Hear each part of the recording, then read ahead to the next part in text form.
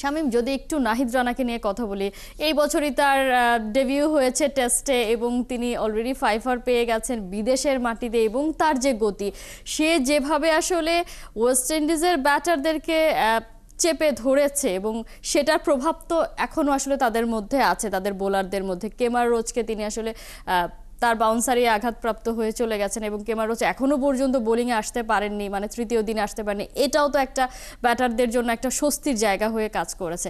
এই যে ইয়াংস্টার বা বাংলাদেশের পেসারদের কথাই বলি, 2024 সালে বাংলাদেশের পেসাররা প্রত্যেকে ভালো করেছে।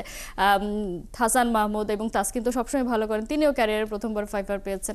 সব কিছু মিলিয়ে এই যে পেসারদের উত্থান এবং পেসাররা যে দারুণ করছে, সেটা নিয়ে আপনার কি বিশ্লেষণ? যে দেখুন, একসময় আমরা মানে প্রায় নিশ্চিত ছিলাম যে আমাদের বোলাররা টেস্টে 20 উইকেট নিতে পারবে না। আর এখন দেখুন, আমরা কিন্তু নিশ্চিত যে আমাদের বোলাররা ম্যাচটা ঘুরিয়ে দিতে পারে। ব্যাটাররা যদি একটা সামান্য পুঁজি দেয়, একটা ভালো পুঁজি দেন, তাহলে আমাদের বোলাররা সেটা ম্যাচ জয় উইন করতে পারে। এই টেস্টে দেখেন দুটো পরিবর্তন হয়েছে প্রথম টেস্টের চেয়ে। একটি হচ্ছে জাকিরের পরিবর্তে, জাকির হাসানের পরিবর্তে এখানে সাদমান খেলছেন। আরেকটা হচ্ছে শরীফুল কে বিশ্রাম দিয়ে নাহিদ রানাকে এখানে নামানো হয়েছে, এবং দুজনে কিন্তু দুর্দান্ত পারফর্ম করেছেন।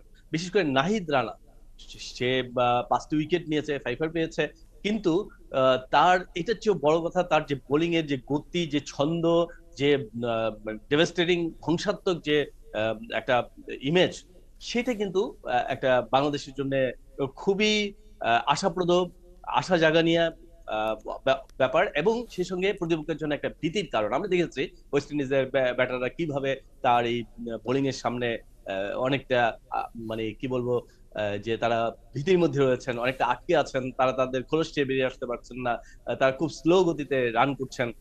সব মিলিয়ে আমাদের এই পেসাররা এখন দুর্দান্ত ফর্মে আছেন। আগের টেস্টে আমরা দেখেছি যে ইয়েতে আপনার তাসকিন কি দুর্দান্ত বোলিং করেছেন, 6টি উইকেট নিয়েছেন 52 রানে। এখন 61 রানে 5 উইকেট নিয়েছেন নাহিদ রানা।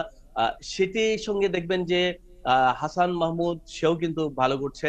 এবং আমাদের গতকালকে যারা মানে এই ইনিংসে যারা বোলিং করেছেন, শুধু পেসার না, তাইজুল, মিরাজ, সবাই কিন্তু উইকেট পেয়েছেন, এবং সবাই কিন্তু কমান্ডিং সিচুয়েশনে ছিলেন। এবং সেই কারণে আমি বলছি যে এই উইকেটে সাবিনা পার্কে যে 211 রানে বাংলাদেশ এগিয়ে আছে, 212 রান এখানে হাইয়েস্ট চেজ হয়েছে।